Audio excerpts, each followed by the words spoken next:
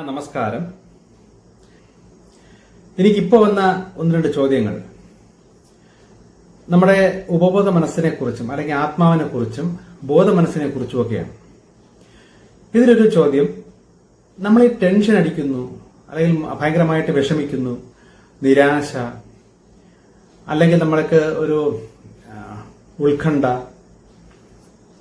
പേടി, ഇങ്ങനെയൊക്കെ ഉള്ള വികാരങ്ങൾ നമ്മുടെ ബോധ മനസ്സിനാണോ ഉപബോധ മനസ്സിനാണോ? പിന്നൊരു ചോദ്യം, ഈ ആഗ്രഹങ്ങൾ തീരാതെ നമുക്ക് മോക്ഷം ലഭിക്കില്ല. അപ്പൊ ഈ ആഗ്രഹങ്ങൾ നമ്മുടെ മനസ്സിനാണോ അതോ ആത്മാവിനാണോ അതോ ഉപബോധ മനസ്സിനാണോ?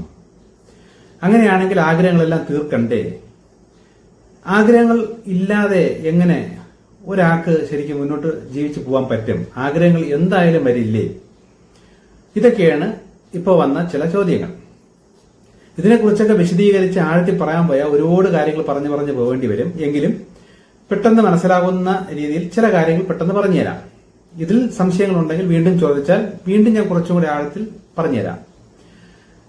നമ്മുടെ ഈ മാവ്, ചില മരങ്ങൾ, മാവ് പോലുള്ള ചില മരങ്ങൾ ഞാൻ കണ്ടിട്ടുണ്ട്, ഇത്തിള് എന്ന് പറയുന്നത്, അതായത് ഈ മാവിൽ വരുന്ന ഒരു പാരസൈറ്റ് ചെടി, ഇതിൽ നിന്ന് വലിച്ചെടുത്ത് മാവെടുക്കുന്ന ഈ മാവ് ഉണ്ടാക്കുന്ന പോഷകങ്ങളും അതെല്ലാം വലിച്ചെടുത്ത് ഊറ്റിയെടുത്ത് ഇത്തിളെന്നൊക്കെ പറയുന്നത്, നമ്മളിവിടെ ഇത്തിളെന്നൊക്കെ പറയുന്നത്, അവിടെ എന്തെന്ന് അറിഞ്ഞുകൂടാ, ഇങ്ങനെ ചില ചെടി ഈ മരത്തിന്റെ ശാഖയിൽ നിന്ന് കൊണ്ടയിൽ നിന്നൊക്കെ വളർന്നു വരും. കുറനാൾ കഴിയുമ്പോഴേക്കും ഈ മരത്തിന്റെ ആ ഒരു ശിഖരം അല്ലെ ആ ഒരു ഭാഗം തന്നെ ചിലപ്പോൾ നശിച്ചു പോയിട്ട് ഈ പാരാസൈറ്റ് ആയിട്ടിരിക്കുന്ന അല്ലെങ്കിൽ ഈ ഇത്തിള് പോലെയുള്ള ചെടി നല്ല തഴച്ച് വളർന്നിരിക്കുന്നത് കണ്ടിട്ടുണ്ട്.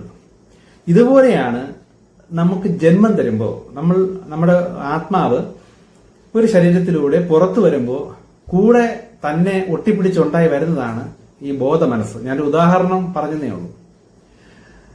അപ്പൊ നമ്മുടെ ജന്മം കഴിഞ്ഞു, നമ്മളെ ശരീരം നശിച്ചു, ആത്മാവ് നമ്മളിൽ നിന്ന് വിട്ടു മാറുമ്പോൾ ഈ താൽക്കാലികമായ മനസ്സും അങ്ങ് നശിച്ചു പോകും. ഈ താൽക്കാലിക മനസ്സിന്റെ ആഹാരം അല്ലെങ്കിൽ ആ മനസ്സിന്റെ ബലം എന്ന് പറയുന്നത് നമ്മുടെ ശരീരവും നമ്മുടെ ആത്മാവുമാണ്. ഇത് ഉള്ളപ്പോഴേ ഇതുള്ളൂ, ഇതില്ലാത്തപ്പോൾ അതില്ല. ആത്മാവ് നമ്മുടെ ശരീരം വിട്ട് കഴിയുമ്പം ഈ ബോധ മനസ്സും അങ്ങ് നശിച്ചു പോകും. ഇതാണ് ഒരു വസ്തുത. ഇതെന്തിനാണ് ഈ ഇത്തിള് പോലെ നമ്മൾ ഈ ബോധ മനസ്സ് തരുന്നതെന്ന് വെച്ചാൽ, ഈ ബോധ മനസ്സിന്റെ സഹായത്തിലൂടെ നമ്മൾ ഉപബോധ മനസ്സിന് വളർന്ന് പഠിച്ച് മുന്നോട്ട് പോകാൻ പറ്റുള്ളൂ. അപ്പൊ ഈ ബോധ മനസ്സാണ് നമ്മളെ ആത്മാവിന്റെ സഹായം. ഈ ആത്മാവിന് എന്ത് നടക്കണമെങ്കിലും എന്ത് ചെയ്യണമെങ്കിലും എന്തൊക്കെ ഈ ആത്മാവിന് ആഗ്രഹങ്ങളുണ്ട്, അതൊക്കെ ഞാൻ പറഞ്ഞു വരാം. ഇതൊക്കെ ഉണ്ടെങ്കിലെല്ലാം നമ്മളെ ബോധ മനസ്സിലൂടെ നമ്മുടെ ശരീരത്തിലൂടെ അത് സാധിക്കുകയുള്ളൂ. അപ്പൊ ഇത് വേണം. ഈ ബോധ മനസ്സെന്ന് പറയുന്നത് ശരിക്കും പറഞ്ഞാൽ ഈ ബോധ മനസ്സ് എന്ന് പറയുന്നുണ്ടെങ്കിലും ഒരു ബോധവും ഇല്ലാത്ത ഒരു മനസ്സാണത്. അത് അങ്ങോട്ടും പോവും ഇങ്ങോട്ടും പോവും, അങ്ങോട്ട് ചാടി ഇങ്ങോട്ട് ചാടി. കാര്യം ഇതിന് സ്ഥായിയായിട്ട് അല്ലെ ഇതാണ് വേണ്ടത് എന്ന ഉറച്ച ഒരു സംഗതി ബോധ മനസ്സിനില്ല. അപ്പൊ ബോധ മനസ്സിന് എന്ത് ചെയ്യണം എന്ന് അറിവ് ശരിക്കും ഈ വ്യക്തി, നമ്മൾ എന്ന് പറയുന്ന വ്യക്തി എടുക്കുന്ന അറിയുന്ന അറിവാണ് ഈ ബോധ മനസ്സെടുക്കുന്നത്. അപ്പൊ നമ്മൾ എവിടെന്നെങ്കിലും ഇതാണ് ശരിയെന്നും പറഞ്ഞ് ചില തെറ്റുകൾ എടുത്താലും ബോധ മനസ്സ് ഇതാണ് ശരിയെന്നും പറഞ്ഞ് പ്രവർത്തിച്ച് മുന്നോട്ട് പോകും. നമ്മൾ ചിലപ്പം ഏതെങ്കിലും തെറ്റായിട്ടുള്ള കാര്യം അല്ലെങ്കിൽ ഏതെങ്കിലും ശരിയായിട്ടുള്ള കാര്യം ഇതൊക്കെ തെറ്റ് എന്ന് വിചാരിച്ച് നമ്മൾ തള്ളിക്കളഞ്ഞ ബോധ മനസ്സ് തള്ളിക്കളഞ്ഞിട്ട് ബോധ മനസ്സ് അതാണ് എന്ന് പറഞ്ഞ് നിൽക്കും. ഇത് ശരിക്കും പറഞ്ഞ് ഇതിനറിഞ്ഞൂടാ, ഈ ഏതാണ് ശരി ഏതാണ് തെറ്റ് ഒന്നും അറിഞ്ഞൂടാ. അപ്പൊ ബോധ മനസ്സിൽ എപ്പോഴെങ്കിലും ശരി കിട്ടിയാൽ അല്ലെങ്കിൽ ബോധ മനസ്സിന് ശരി എന്ന് തോന്നുന്നതേ ബോധ മനസ്സ് ചെയ്തുകൊണ്ടിരിക്കുകയുള്ളൂ. അപ്പൊ ഈ ബോധ മനസ്സിലൂടെയാണ് നമുക്ക് ചില തോന്നലായിട്ട് ഈ പൈശാചിക ശക്തികൾ അല്ലെങ്കിൽ ആസുരിക ശക്തികൾ ചില ഇൻഫർമേഷൻസ് കൊടുക്കുന്നത്. അപ്പൊ ബോധ മനസ്സ് ബോധത്തിൽ ഇതാണ് ശരി എന്നങ്ങ് തോന്നും, നമ്മുടെ ശരീരത്തിലൂടെ ഇതങ്ങ് ചെയ്യും. ശരിക്കും പറഞ്ഞാൽ ആ ശരി എന്നുള്ള തോന്നൽ വരുന്നത് ഈ നെഗറ്റീവ് ശക്തികളിൽ നിന്നായിരിക്കും. അതേപോലെ നമ്മുടെ ആത്മാവിൽ നിന്നും വരുന്നതും ഈ ബോധ മനസ്സിലാണ് വരുന്നത്. അപ്പൊ ശരിക്കും പറഞ്ഞാൽ ബോധ മനസ്സ് ആകെ കൺഫ്യൂസ്ഡ് ആണ്. എന്ത് വേണം, അങ്ങനെ വേണോ ഇങ്ങനെ വേണോ, ഇതാണോ ശരി ഇതാണോ തെറ്റ്, ഇതൊന്നും കറക്റ്റായിട്ട് ബോധ മനസ്സിനെ അറിഞ്ഞൂടാ. പിന്നെ ഇതെങ്ങനെ അറിയും ഈ ബോധ മനസ്സ് ശരി അത് തെറ്റെന്ന് എങ്ങനെയാണ് അറിയണത്? റിസൾട്ടിലൂടെ, അത് അനുഭവത്തിലൂടെയാണ് ഈ ബോധം തിരിച്ചറിയണത്. അയ്യോ ഇതായിരുന്നു ശരി, ഇത് ഇങ്ങനെ അറിയാൻ പറ്റുള്ളൂ. അപ്പൊ ഞാൻ ഈ കാര്യങ്ങളൊക്കെ പറഞ്ഞു തരുമ്പോഴും അതാണ് ഞാൻ ആർക്കും ഇതാണ് ശരി എന്നും പറഞ്ഞ് ഉറപ്പിച്ച് പറയാത്തത്.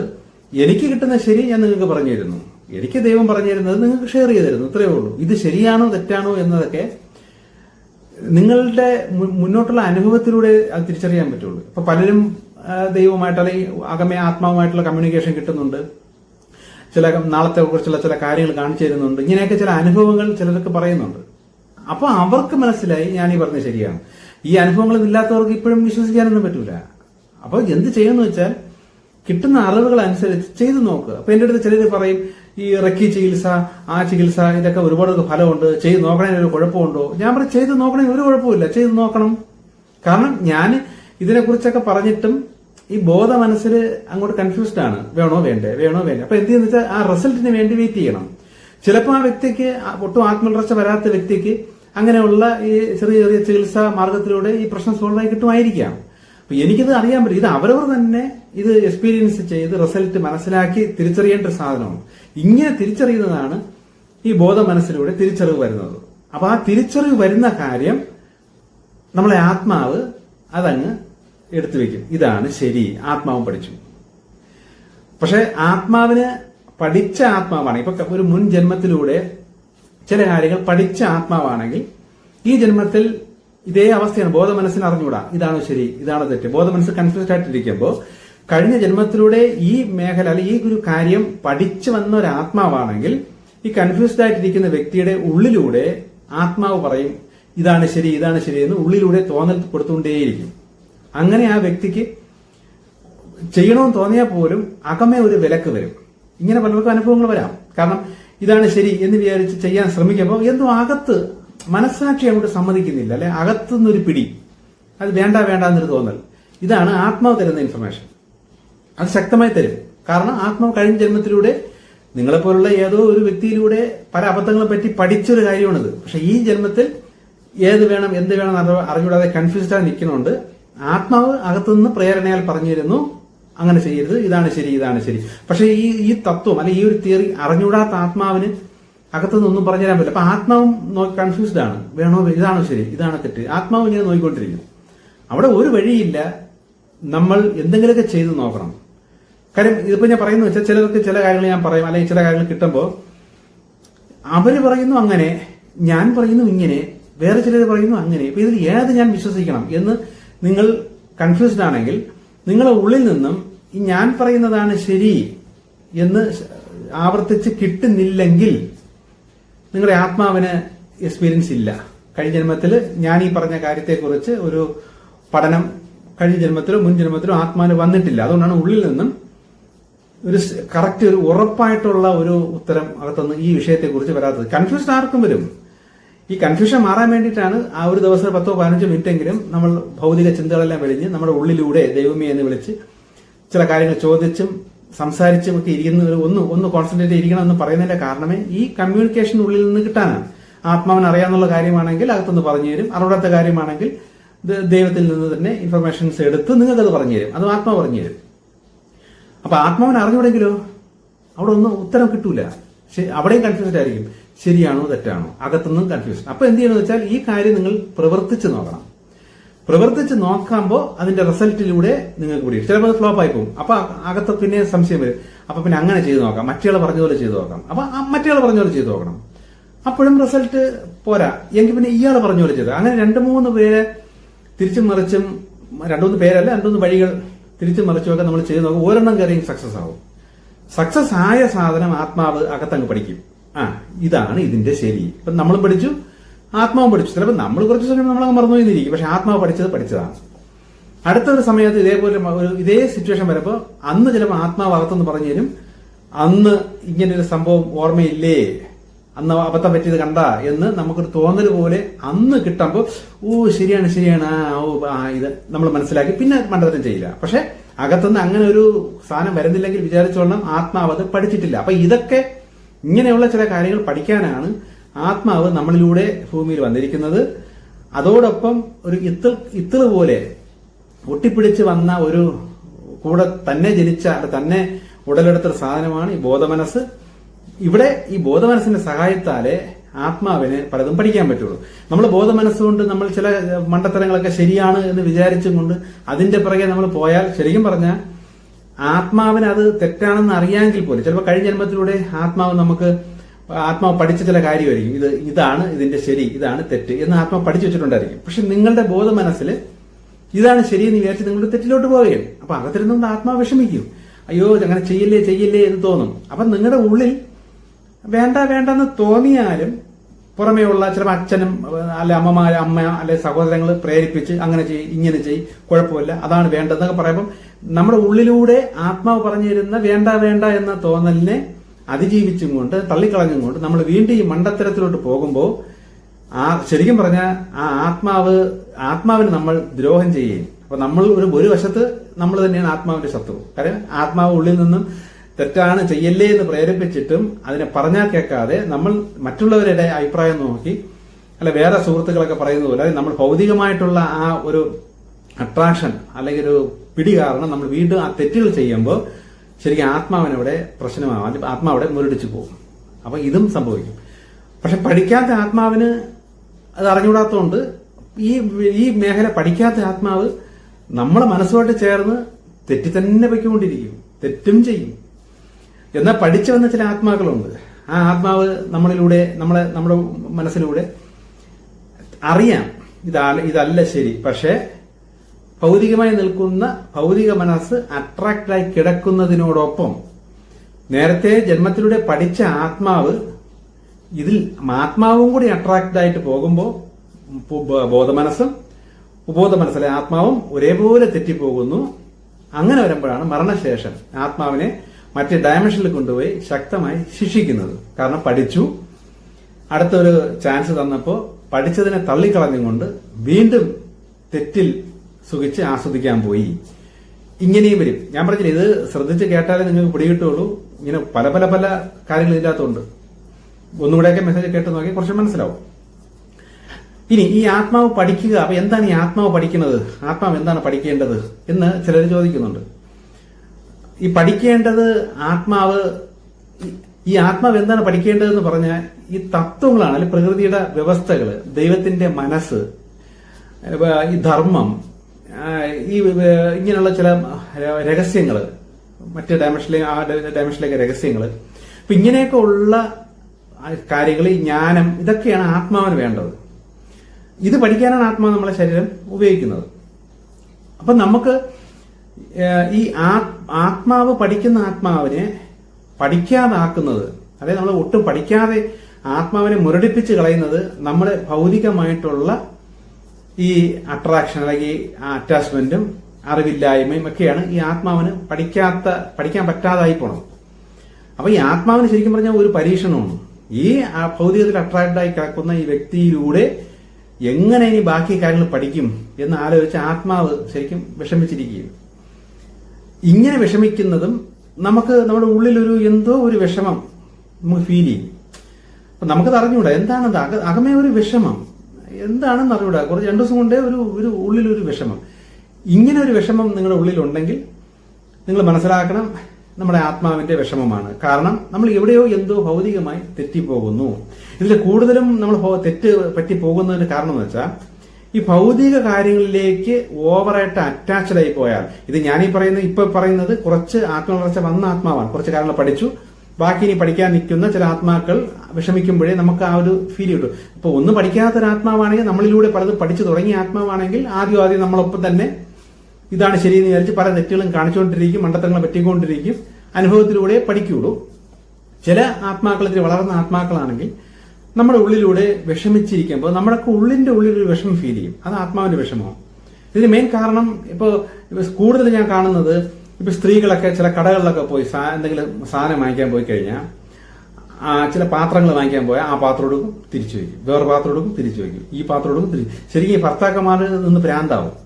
ഒരു ചുരിദാർ വാങ്ങിക്കാൻ പോയാലോ സാരി വാങ്ങിക്കാൻ പോയാലോ ഒന്നിനും തൃപ്തി വരില്ല. മണിക്കൂറോളം ചിലപ്പോൾ അതെടുക്കുന്നു വെക്കുന്നു, ഇതെടുക്കുന്നു വെക്കുന്നു. ഇതെല്ലാം ഭൗതിക അറ്റാച്ച്മെന്റ് ആണ്. ശരിക്കും ആത്മാവിന് എന്താണ് പഠിക്കേണ്ടത്?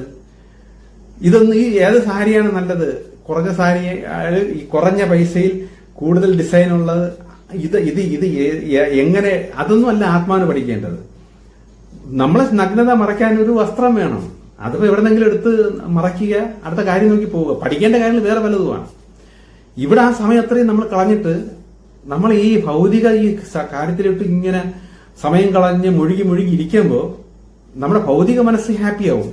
കാര്യം നല്ല ചില ഡിസ്കൗണ്ട് സെയിൽ കുറിച്ച് ഈ തള്ളു കണ്ടിട്ടില്ലേ, ഡിസ്കൗണ്ട് 50% ഡിസ്കൗണ്ട്, 25% ഡിസ്കൗണ്ട് എന്നൊക്കെ പറയുമ്പം കേടന്ന് താളി കൊച്ചു പിള്ളേരെയൊക്കെ അതിൻ്റെ ഇടയിട്ട് ഞെക്കി പിതുക്കി കൊന്ന് ചവിട്ടി ഈ നിസാര ഈ 50% ഡിസ്കൗണ്ട് എന്ന് കേൾക്കുമ്പോൾ ഈ മുതലാളിമാര് മുട്ടം പറ്റിയപ്പോൾ എന്തോ ചെയ്തിട്ടാണ് ഈ 50% ഡിസ്കൗണ്ട് തരുന്നത്. എന്തോ ആയിക്കൊണ്ട് പോട്ടെ, ചിലപ്പം കച്ചവടം പോകാത്തിരിക്കുന്ന പഴയ സാധനം മേടിക്കാൻ 50% ഡിസ്കൗണ്ട്. ഈ 50% ഡിസ്കൗണ്ട് എന്ന് കേൾക്കണത് ഈ കടകളിലെ തിരക്ക് കണ്ടിട്ടുണ്ട്.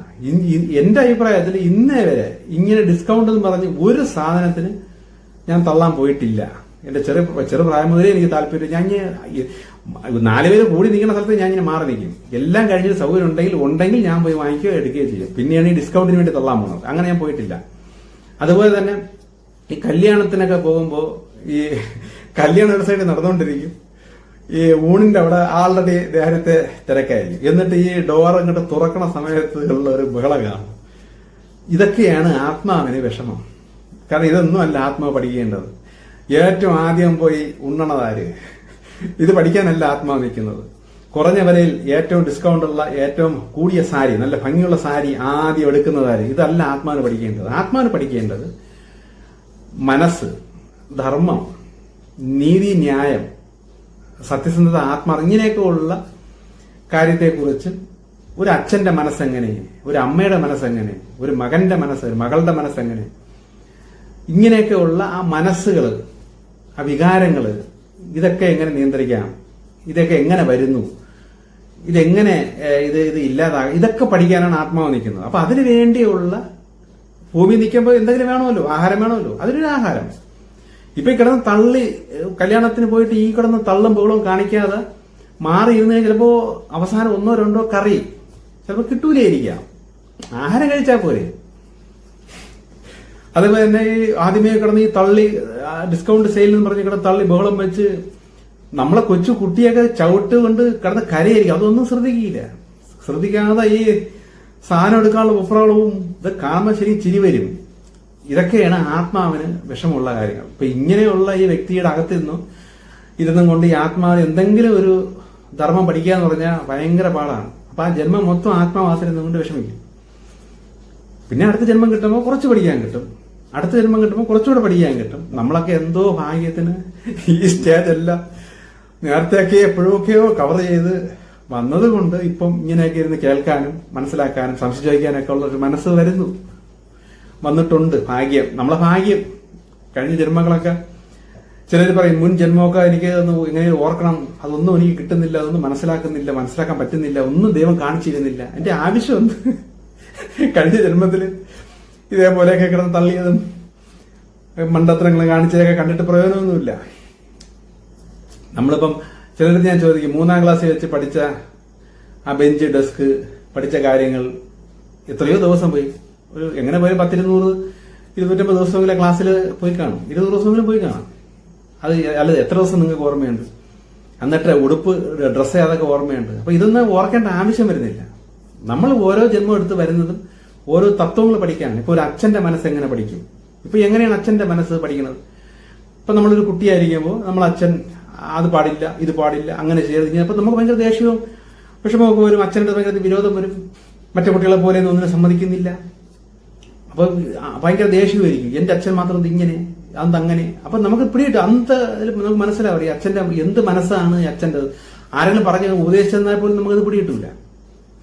അവസാനം നമ്മൾ ഒരു പരിവായി അവസാനം അച്ഛൻ്റെ അടുത്ത് നിന്ന് വഴക്കോടുകൂടി ചിലപ്പോൾ ചീത്ത വിളി, ബഹളം, അടി വഴക്ക്, അവസാനം പരിവാകുമ്പോൾ കഞ്ചാവ്, സിഗരറ്റ്, മദ്യം, ഇതൊക്കെ ആയി. പിന്നെ പോലീസ് കേസ്, ഇതൊക്കെ ഈ അച്ഛന് തലവേദനയാണ്. പക്ഷെ ഇതൊന്നും ആരും ഉപദേശിച്ചാലോ പറഞ്ഞെന്നാലൊന്നും നമുക്കത് മനസ്സിലാവൂല. നമ്മളെ ഭൗതിക സുഖം, നമ്മുടെ ജീവിതം, നമ്മുടെ ശരി, ഇതിൽ നമ്മൾ ഇങ്ങനെ ആറാടി നടക്കും. അവസാനം വീട്ടിൽ വഴക്കും ബഹളമൊക്കെ ആയി അവസാനം നമുക്ക് തോന്നിയതുപോലെ യാതോ പെണ്ണ് കേസിൽ അകപ്പെട്ട്, പിന്നെ പോലീസ് കേസ്, പോസ്കോ കേസ്, ഇതിനല്ലേ അച്ഛനും അമ്മയൊക്കെ പുറകെ കിടക്കണ്ടേ? കഷ്ടപ്പെട്ട് കരഞ്ഞു വിളിച്ച് അവർ കിടക്കണം. അങ്ങനെ എന്തോ ഭാഗ്യത്തിന് അവസാനം യവൻ എന്തൊക്കെ ഒരു ജോലി ഒപ്പിച്ച് യവനും ഒരു പെണ്ണുമായിട്ട് സ്നേഹബന്ധം, കല്യാണം കഴിഞ്ഞ് ഒരു കുട്ടിയായി. അപ്പൊ യവൻ ഈ വീട്ടുകാർക്ക് തലവേദന ഉണ്ടാക്കാൻ തുടങ്ങിയിട്ട് 4-ാമത്തെ 5-ാമത്തെ വയസ്സിൽ തുടങ്ങിയ പരിപാടിയായിരിക്കും അവന്റെ തല്ലിപ്പൊളിത്തനവും ഇതെല്ലാം. ഇപ്പൊ ഒരു 25 വയസ്സായപ്പം അവൻ ഒരു കല്യാണം കഴിഞ്ഞു. അവന്റെ മകൻ ഒരു 4 വയസ്സ് 5 വയസ്സായപ്പോ ആ കുട്ടി ഓരോ വേലത്തരങ്ങളും ഉടായ്പകളും കാണിച്ചു തുടങ്ങുമ്പോഴാണ് യവന്റെ അച്ഛന്റെ മനസ്സ് ഇവൻ മനസ്സിലാക്കി തുടങ്ങണം. അതുവരെ മനസ്സിലായില്ല. പിന്നെ അങ്ങോട്ട് ഇതിന്റെ അപ്പുറമായിരിക്കും ഇവന്റെ മോയി. ഇതേപോലെ ഓരോ വേലകൾ കാണിച്ച് അത് കാണിച്ച് ഇത് കാണിച്ച് അപ്പൊ യവന്റെ അച്ഛൻ അന്ന് ഓടിയത് പിന്നെ അപ്പുറമായിരിക്കും ഇവൻ അന്ന് ഓടണത്. ഇങ്ങനെ ഓടി അവസാനം യവന്റെ മകനും തലതിരിഞ്ഞ് തോന്നിയതുപോലെ ജീവിച്ച് അവസാനം അവനൊരു കുടുംബമൊക്കെ കല്യാണം കഴിഞ്ഞ് പോകുമ്പോഴാണ് ശരിക്കും യവന്റെ അച്ഛന്റെ മനസ്സ് എന്തൊക്കെയായിരുന്നു, എങ്ങനെയായിരുന്നു എന്നുള്ള ആ അച്ഛന്റെ മനസ്സ് പഠിക്കുന്നത്. യവന്റെ മകൻ കല്യാണമൊക്കെ കഴിഞ്ഞ് പോകുന്നത് വരെ യവന് ക്ലാസ്സാണ്. യവൻ അപ്പോഴാണ് പഠിക്കുന്നത്. അപ്പോഴത്തേക്കും എങ്ങനെ ഒരു 10-20 വർഷം കഴിയും. അപ്പോൾ ഒരു 20 വർഷം എടുത്തു ഒരു അച്ഛന്റെ മനസ്സ് പഠിക്കാൻ. ആ മനസ്സെന്താണെന്ന് അനുഭവത്തിലൂടെ പഠിക്കാൻ 20 വർഷം. ഈ ആത്മാവ് അടുത്തൊരു ജന്മമെടുത്ത് ഭൂമിയിൽ വരുമ്പോൾ കൊച്ചു കുട്ടിയായിരിക്കുമ്പോഴേ മാതാപിതാക്കളെ പറയണ അനുസരിച്ചും ഈ അടുത്ത ജന്മം എന്ന് പറയുമ്പോൾ ചിലപ്പോൾ അടുത്ത 1, 2, 3 ജന്മത്തിലായിരിക്കും കറക്റ്റായി പഠിക്കണത്. അടുത്ത ജന്മത്തിൽ ചിലപ്പോൾ കുറച്ചുകൂടെ നന്നാവുള്ളൂ, അതിന്റെ അടുത്ത ജന്മത്തിൽ കുറച്ചുകൂടെ നന്നാവും. അങ്ങനെ ഒരു 3, 4, 5 ജന്മം എടുക്കുമ്പോഴായിരിക്കും ഈ അച്ഛന്റെ മനസ്സ് മനസ്സിലാക്കുന്ന ഒരു കൊച്ചു കുട്ടിയായിട്ട്. എനിക്ക് പല പിള്ളേരും നമുക്കറിയാമല്ലോ. ചില പിള്ളേർ ഭയങ്കര ഒതുക്കവും അടക്കവും, അങ്ങോട്ട് അച്ഛാ അത് ശരിയല്ല അമ്മ നമ്മൾ ഇങ്ങനെയല്ലേ ചെയ്യേണ്ടതെന്ന് പറഞ്ഞ് അങ്ങോട്ടൊക്കെ ഉപദേശിക്കുന്ന പിള്ളേരെ നമ്മൾ കാണുന്നുണ്ടല്ലോ. ഇതൊക്കെ കഴിഞ്ഞ മുൻ ജന്മങ്ങളിലൂടെ ഈ അച്ഛന്റെയും അമ്മയുടെയൊക്കെ മനസ്സ് അനുഭവത്തിലൂടെ പഠിച്ച് വന്ന കുട്ടികളാണ് നല്ല അടക്കവും ഒതുക്കമായിട്ട് ഉള്ള മക്കളായിട്ട് വരുന്നത്. അപ്പൊ ഒരു അച്ഛന്റെ മനസ്സ് പഠിക്കാൻ തന്നെ 10-25 വർഷം എടുത്തു. അതേപോലെ ഒരു മകന്റെ മനസ്സ് കുറഞ്ഞാളുടെ അത് പഠിച്ചു. ഇനി അടുത്ത ജന്മത്തിൽ ചിലപ്പോൾ ഒരു അമ്മയായിട്ടില്ല വരേണ്ടി വരും ആത്മാവ്. അന്ന് അമ്മയുടെ മനസ്സ് പഠിക്കും. പിന്നെ ഒരു സഹോദരിയായിട്ട് വരേണ്ടി വരും, പെണ്ണായിട്ട് വരേണ്ടി വരും. ഇങ്ങനെയൊക്കെ പല പല രീതിയിൽ വന്ന് പല സ്റ്റേജിലാണ് ഈ ഓരോ മനസ്സ് പഠിക്കുന്നത്. ഈ മനസ്സ് പഠിക്കാനും ഈ വികാരങ്ങൾ പഠിക്കാനും വിചാരങ്ങളും ഈ പ്രകൃതിയുടെ ധർമ്മം, സത്യനീതി ഇതൊക്കെ പഠിക്കാനാണ് ഈ ആത്മാവ് വരുന്നത്. അപ്പൊ അങ്ങനെ വരുമ്പോൾ കിട്ടുന്ന താൽക്കാലികമായി നമ്മളെ നഗ്നത മറയ്ക്കാനും ഒക്കെ ഉള്ള ഒരു മീഡിയം, എന്തെങ്കിലും ഒരു സാധനമാണ് ഈ വസ്ത്രവും. ആഹാരത്തിന് വേണ്ടി എന്തെങ്കിലും ഒരു ഊർജ്ജം കിട്ടണം, അതിന് വേണ്ടിയിട്ടാണ് ഈ ആഹാരവും. ഇപ്പൊ നമ്മൾ ഈ ഹോട്ടലൊക്കെ പോകുമ്പോൾ കണ്ടില്ലേ, ഇപ്പൊ അവന് മെനു കൊണ്ടുവന്നിട്ട് ചിക്കനിൽ തന്നെ ഒരു 20-25 ഐറ്റം, അതിൽ തേനൊഴിച്ചത്, കുരുമുളക് ഇട്ടത്, മുളകിട്ടത്, അതിട്ടത്, ഇതിങ്ങനെ മെനു കൊണ്ട് വെച്ച് കഴിഞ്ഞാൽ ഞാൻ ചില ഹോട്ടലിലൊക്കെ കഷ്ടകാലത്ത് പോകുമ്പോൾ വെയിറ്റർമാരെ ഞാൻ കണ്ട് പ്രാന്തായിട്ടുണ്ട്. വെയിറ്റർ ഇങ്ങനെ അടുത്ത് നീക്കും, ഭാര്യയും ഭർത്താവും 2 പിള്ളേരും വെച്ച് മെനു വെച്ചിട്ട് അത് കൊണ്ടു, ഇത് മതിയാ, അതുപോലെ ഇതിരിക്കട്ടെ, അതിരിക്കട്ടെ, ഇത് ഇങ്ങനെ ഒരു അരമണിക്കൂർ വെയിറ്റർ ഇങ്ങനെ സാർ അത് അങ്ങനെ ഇതിങ്ങനെ ഇവർക്ക് തൃപ്തി വരില്ല. അത് വേണോ, അത് അല്ല അതിനെക്കാട്ടി ഇത് നല്ല, അല്ല ഇതിനെക്കാട്ടി അത് നല്ലത്, അല്ല അതിനെക്കാട്ടി ഇത് നല്ലത്, ഇങ്ങനെ. കാരണം എന്തെങ്കിലും ഉണ്ടെങ്കിൽ ഞാൻ ചോദിക്കും പെട്ടെന്ന് കിട്ടുന്നത് എന്തുണ്ട്. അത് പറയാം അത് ദോശയുണ്ട്, എന്നാ ദോശ, കറി എന്തുണ്ട്, കറി അത് മതി. ഇത്രയും ഉള്ള പരിപാടി. അല്ലാതെ ഈ മെനു ഒക്കെ എടുത്ത് ഞാൻ കടയിൽ പോയി മെനു എടുത്ത് വെച്ച് ഇങ്ങനെ വായിച്ചു നോക്കുന്ന പരിപാടി ഒന്നുമില്ല. ആഹാരത്തിന് വേണ്ടി നമ്മൾ പെട്ടെന്ന് എന്തെങ്കിലും കഴിക്കാറിങ്ങി പോകും, അത്രേ ഉള്ളൂ. അപ്പൊ ഇതൊക്കെയാണ് ഈ ആത്മാവിന് ഭയങ്കര വിരോധം. അതിനൊന്നും പഠിക്കാൻ പറ്റുന്നില്ല. നമ്മൾ ഈ താൽക്കാലികമായി കിട്ടുന്ന ശരീരം നിലനിർത്താൻ വേണ്ട ഈ ആഹാരത്തിന് വേണ്ടി ഈ ആർത്തി പിടിച്ച് അങ്ങോട്ട് നോക്കി ഇങ്ങോട്ട് നോക്കി ഭാവന ചെയ്ത് അത് ചെയ്ത് ഇത് ചെയ്ത് ഇങ്ങനെ തപ്പി ഇതൊക്കെ ഇങ്ങനെ ചെയ്യുമ്പോഴെല്ലാം അകത്തിരുന്ന് ആത്മാവിരുന്ന് ഇങ്ങനെ വിഷമിക്കുകയും. അപ്പൊ ഇതാണ് ആത്മാവിന്റെ വിഷമം. ഇനി ഭൗതിക മനസ്സിന്റെ വിഷമം എന്താണെന്ന് പറഞ്ഞുതരാം. ചില ചോദിച്ചിട്ടുണ്ട് ഈ ആത്മാവിന്റെ വിഷമവും ഭൗതിക മനസ്സിന്റെ വിഷമം എങ്ങനെ തിരിച്ചറിയാം. അപ്പൊ ഭൗതിക മനസ്സിന്റെ വിഷമം എന്ന് പറഞ്ഞാൽ നമ്മളിപ്പോ ഇതേപോലെ ഒരു ഹോട്ടലിൽ കയറി മെനു കൊണ്ടുവന്നപ്പോഴേക്കും നമ്മൾ ഉദ്ദേശിച്ച സാധനം ആ മെനുവിലില്ല, അല്ലെങ്കിൽ പോട്ട് മെനുവിലുണ്ട്, പക്ഷെ അന്ന് ആ ഹോട്ടലിൽ അതില്ല. ഇപ്പൊ ചിക്കന്റെ എന്തോ ഒരു വിഭവം നമ്മൾ കഴിഞ്ഞ ആഴ്ച കഴിച്ചപ്പോൾ കൊള്ളായിരുന്നു, ഈ ആഴ്ച അതേ കഴിക്കാന്ന് പറഞ്ഞ് കയറിയിരുന്ന് കയ്യെ കഴുകി ഇരുന്നപ്പോഴാണ് അത് തീർന്നു പോയി. ഒരു വിഷമം. നമ്മൾ പ്രതീക്ഷിച്ച സാധനം കിട്ടിയില്ല, അന്ന് നല്ല ടേസ്റ്റ് ആയിരുന്നു, ആ സാധനമാണ് ഇന്ന് നോക്കിയത്, കിട്ടിയില്ല, അപ്പോൾ ഒരു വിഷമം. ഇതാണ് ഭൗതിക മനസ്സിന്റെ വിഷമം. ഭൗതികമായിട്ടുള്ള കാര്യങ്ങൾ കിട്ടാതെ വരുമ്പോഴുള്ള വിഷമമാണ് ഭൗതിക മനസ്സിന്റെ വിഷമം. ഇതിന്റെ അടിസ്ഥാനം ഇതിന്റെ അകത്ത് ഇനിയും ആഴത്തിലുണ്ട്, പിന്നീട് ഞാൻ ഡീറ്റെയിൽ പറഞ്ഞുതരാം. ജസ്റ്റ് ഇത് മനസ്സിലാക്കിയാൽ മതി. ഭൗതികമായിട്ടുള്ള കാര്യങ്ങൾ കിട്ടാതെ വരുമ്പോൾ ഉണ്ടാകുന്ന വിഷമമാണ് ഭൗതിക വിഷമം. ഇപ്പൊ ഉദാഹരണത്തിന് നമ്മളൊരു വീട് പണി ചെയ്തു, വീട് പണി ചെയ്തിട്ട് വീട് പാല് കാച്ച് എന്നും പറഞ്ഞ് നമ്മൾ ഈ ആൾക്കാരെ മുമ്പിൽ ഷോ കാണിക്കാനായിട്ട് ഒരു വിളിയുണ്ടല്ലോ. അങ്ങനെ വിളിച്ചപ്പം ആൾക്കാരൊക്കെ വന്നിട്ട് അയ്യോ ഫ്രണ്ട് ഡോറ് അങ്ങോട്ട് അത്ര പോരാ, ബാത്റൂമിന്റെ ടൈൽസ് അത്ര ശരിയായില്ല, അത് കുറച്ചുകൂടെ നല്ല ടൈൽസ് ഉണ്ടായിരുന്നു എന്നൊക്കെ ഇങ്ങനെ നമ്മൾ ഈ അഭിപ്രായങ്ങൾ പറയും ഓരോരുത്തർ. അപ്പൊ ആകെ ഒരു വിഷമവും നിരാശയും. എന്നാലും അതത്ര ഇത് നമ്മളെ ഭൗതിക മനസ്സിന്റെ വിഷമം. ആത്മാവിന് ടൈൽസോ ഫ്രണ്ട് ഡോറോ ഇതൊന്നും ആത്മാവിനൊരു വിഷയമേ അല്ല. ആത്മാവ് പഠിക്കേണ്ടത് ഇത്രയേ ഉള്ളൂ. ഇത്രയും ആൾക്കാരെ വിളിച്ചു കയറ്റി കുറെ നെഗറ്റീവ് വലിഞ്ഞു കയറി ഇതെല്ലാം കൂടി ഇനി എന്തായിരിക്കും ഇനി എന്റെ അനുഭവം, ഇതാണ് ആത്മാവ് ആലോചിച്ചുകൊണ്ടിരിക്കുന്നത്. ഈ നെഗറ്റീവിന് അത്രയും ഞാൻ യുദ്ധം ചെയ്ത് തോപ്പിക്കണം, ഇല്ലെങ്കിൽ എന്നെ യുവമാരെല്ലാടെ വളഞ്ഞിട്ട് എന്നെ ആക്രമിക്കും. ഈ ഭൗതിക മനസ്സുള്ള യവൻ ഇതെല്ലാത്തിനെയും വലിച്ചു കയറ്റി. ഇതൊക്കെയാണ് ആത്മാവ് ചിന്തിച്ചുകൊണ്ടിരിക്കുകയാണ്. അപ്പൊ ഭൗതിക മനസ്സുള്ള യവൻ ചിന്തിക്കണം എന്താ, ഈ ഫ്രണ്ട് ഡോറ് അത്ര ശരിയായില്ല എന്ന് പറഞ്ഞു, അവനെക്കാട്ടി അന്ന് വേറൊരു കടയിൽ പോയി ഒരു ഡോറ് കണ്ടായിരുന്നു, അത് വാങ്ങിച്ചാൽ മതിയായിരുന്നു. ഇതിനെക്കാട്ടി 1000 രൂപ കൂടുതൽ ഉണ്ടായിരുന്നുള്ളൂ, പക്ഷെ അത് നല്ല മതിപ്പ് വരുമായിരുന്നു. അത് കണ്ടിരുന്നെങ്കിൽ ആരും കണ്ണുകളിൽ പോയാ അത് നല്ല രസമായിരുന്നു. എന്നോട് ഭാര്യയെ പറയും, ഇടി ഇന്നിട്ട് അപ്പോഴേ പറഞ്ഞാണ് ആ ഫ്രണ്ട് ഡോർ മറ്റേത് മതി. ഇപ്പൊ കണ്ട വരുന്നവരെല്ലാം പറഞ്ഞ ആ ഫ്രണ്ട് ഡോർ അത്ര പോരെന്നാണ് എല്ലാവരും പറഞ്ഞത്. ഇതൊക്കെ ഭൗതിക മനസ്സിന്റെ വിഷമവും ടെൻഷനുമാണ്. ഇപ്പൊ തന്നെ ഞാൻ പറഞ്ഞ ഒരുപാട് കാര്യങ്ങൾ ഡീറ്റെയിൽ പറയേണ്ടി വരും. നമുക്ക് അടുത്തൊരു മെസ്സേജിൽ ബാക്കി കുറച്ച് കാര്യങ്ങൾ പറയാം. ഇതിന്റെ അകത്തുനിന്ന് എന്തെങ്കിലും സംശയങ്ങളൊക്കെ ഉണ്ടെങ്കിൽ ചോദിക്ക്, പറഞ്ഞുതരാം. ഓക്കെ.